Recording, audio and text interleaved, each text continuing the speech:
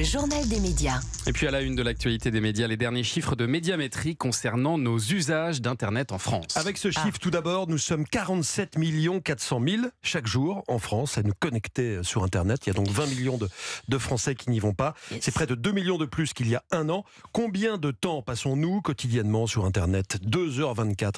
C'est 6 minutes de plus qu'il y a 12 mois. Chez les 15-24 ans, ça monte à 4 heures par jour. Et les seniors de 65 ans ne sont pas en reste. Ils sont 81% à se connecter chaque mois sur Internet. C'est 5 fois plus qu'il y a 15 ans. Dernier chiffre intéressant qui ressort de cette étude, 79% de la consommation Internet se fait depuis un smartphone. Là aussi, cette proportion est en forte hausse. Et alors Zazie, vous nous disiez pendant la pub que là, vous consommez très peu. Oui. Très peu sur votre smartphone. Oui, alors je pense qu'il y a plusieurs facteurs à ça. Le premier, c'est que j'ai eu la chance... J'ai la chance d'être vieille. Non, mais c'est vrai. Je vais avoir 60 ans dans 3 mois et je pense que j'ai donc grandi sans portable, sans Internet. Et donc, du coup, le cerveau était déjà, le disque dur était déjà imprimé sans ça. Ça ne veut pas dire que de temps en temps, je ne cède pas à ça. Mais dans mon travail, je me suis vue... Enfin, comme je suis assez monotage comme fille, si je veux continuer à pouvoir être dans la composition, dans l'écriture, je n'ai pas le temps. Il faut lâcher le portable. Donc il faut le lâcher, quoi. Et puis alors ce matin, le régulateur des médias français, l'Arcom, demande à ce que toutes les chaînes de la TNT nationale soient regroupées dans une application commune. Aujourd'hui, les téléviseurs sont quasiment tous connectés. On ne regarde plus la télévision pour ainsi dire, mais on accède à des services audiovisuels sur des téléviseurs connectés. Et bien pour leur offrir une meilleure visibilité et pour mieux rivaliser avec les grandes plateformes comme YouTube ou Netflix qui sont bien exposées, l'Arcom aimerait que les grandes chaînes françaises, TF1, France 2, France 3, Canal et les autres, soient mieux mises en avant sur les interfaces. Cette recommandation de l'Arcom est plutôt bien accueillie, notamment par la présidente de France Télévisions, Delphine Ernotte, qui se félicite face à la puissance des GAFAM et des réseaux sociaux extra-européens. Assurer la visibilité de nos médias nationaux est vitale et existentielle, a-t-elle déclaré. Et puis, cette information importante, une loi centenaire sur la liberté de la presse a été retouchée cette semaine à l'Assemblée nationale. C'est l'une des lois les plus protectrices de la liberté d'expression. Elle date de 1881, elle n'avait pas bougé depuis. Que dit cette loi ? Eh bien que vous avez 3 mois pour porter plainte si vous voulez vous plaindre d'un article injurieux ou diffamatoire. Cette semaine, l'Assemblée a modifié un détail. Si le plaignant est un élu ou est candidat à une élection, ce délai passera de 3 mois à 1 an. Le débat n'a pas duré plus de 10 minutes à l'Assemblée. Les réactions sont nombreuses. Les parlementaires ont voté une modification, rien que pour eux, note Edoui Plenel sur son site Mediapart. Pour l'Association des avocats praticiens du droit de la presse, c'est une mesure qui anéantit un pilier de la loi sur la presse et qui bride la critique à l'égard des élus. Et puis on reparle de la nouvelle saison de The Voice demain soir sur TF1. Et nous sommes depuis 9h30 sur Europe 1 avec l'une des coachs historiques de l'émission, Zazie. Zazie à vos côtés sur les autres fauteuils rouges. Historique, c'est tout. Historique, voilà. oui, bien sûr, avec un palmarès de dingue, on l'a rappelé. Il y aura de nouveaux Vianney à côté de vous, il y aura aussi Mika qui fait son retour et comme l'an dernier, il y aura les 2 frères, Big Flo et Oli. Je vous propose d'écouter ce dernier, Oli, le petit frère du duo. Il a confié au micro d'Europe 1 qu'il se sentait plus à sa place cette année. L'an dernier, c'était un petit peu intimidant pour lui. On reste toujours un peu admiratif parce que ils ont quand même un niveau exceptionnel et on a quand même beaucoup appris à leur côté au-delà des blagues. Mais oui, on se sent quand même mieux dans nos bottes, plus à notre place.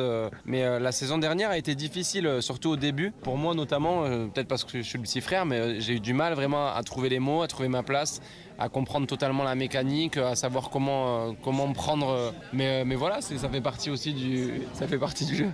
Vous avez senti la différence, Zazie ? Oui, je pense que comme tous les artistes, que ce soit Flo, Oli ou moi, ou même Mika, qui pourtant est citoyen du monde et quand même a une aisance par rapport à ça, quand on arrive à The Voice, on arrive avant tout à une émission de télévision.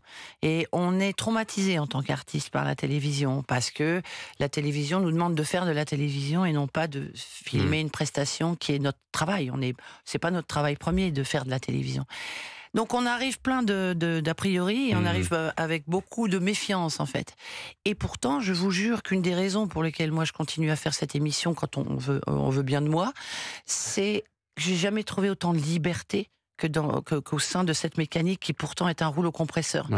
Il faut savoir que les auditions à l'aveugle, par exemple, on n'a pas d'animateur, il n'y a pas d'oreillette, on ne sait rien des talents. Nico, c'est en coulisses, c'est vrai. Voilà, on est tous là en train de se marrer, les caméras, on ne les voit pas, et ça participe vraiment aussi à cette espèce d'aisance. En fait, The Voice filme des prestations. il fait pas de la télé. C'est ça. En tout cas, en ce qui concerne Donc, les. il y a un petit temps d'appréhension et puis après, Exactement. Et je pense qu'ils sont super, les frangins, ils sont super. Ils nous rajoutent de la moquerie du deuxième degré et aussi quelque chose de très représentatif aussi d'une génération. Allez, toujours au rayon musique et TF1, le premier single du gagnant de la Starac fait un carton. Et Ce qu'on était de Pierre Garnier est sorti sur les plateformes dans la nuit de mardi à mercredi. Sur Spotify, on avait déjà totalisé 1 million de streams 24 heures après sa sortie. On en est à 1,4 million ce matin. C'est tout simplement le meilleur démarrage pour un premier single d'un artiste français depuis les débuts du streaming en France. Je crois qu'à moi seul, j'ai fait la moitié des écoutes. J'ai dû faire 500 000 écoutes sur les 24 dernières. C'est pour ça donc. Bruno Berberet, je crois que vous avez travaillé sur la Starac aussi. La première saison. Vous avez regardé du coup cette oui, nouvelle saison? bien sûr. Ça vous Le intéresse mode toujours? décal de la musique, je suis là. Et alors comment vous voyez l'évolution de la Star Academy? Moi, je trouve que l'évolution de la Starac, moi déjà, je suis extrêmement content quand la musique gagne. Et apparemment 2 millions de streams, la musique a gagné. Et puis je souhaite à Pierre une très très longue carrière comme celle de Slimane, de Kenji et tout ça. Tout s'additionne, on ne soustrait rien du tout, on prend. Et puis je voulais quand même, sans faire le faillot de service, saluer TF1 parce que quand même il y a de la musique tous les samedis. Les samedis de l'année, quelle que soit cette musique. Et dans The Voice, le travail qu'on fait avec Pascal Guix et Mathieu Grelier, les boss, il fallait que je les salue quand même. Et oui, parce qu'ils sont vraiment responsables aussi de l'esprit. Mais le travail qu'on fait depuis des années, c'est la diversité. Diversité musicale évidemment, mais aussi ethnique, etc. Et on fait découvrir aux Français ce que c'est qu'un Gulan qui vient de Nouvelle-Calédonie quand il chante dans sa langue. Et ça, c'est notre fierté. Je sais que Zazie adore ça. Et chaque année, quand je sais qu'elle est là, elle a son petit cadeau au passage. C'est souvent Mika et moi, on a des ovnis un peu dans nos équipes. On va aller découvrir ces ovnis à partir de demain soir. Donc merci Julien pour ce journal des médias. Et puis un grand merci Bruno Berberet d'être venu nous voir ce matin. Rendez-vous donc pour The Voice samedi soir sur TF1. Zazie, je vous garde encore un petit peu avec moi parce que vous entendez derrière, on va parler un petit peu de votre musique dans un instant. Avec plaisir.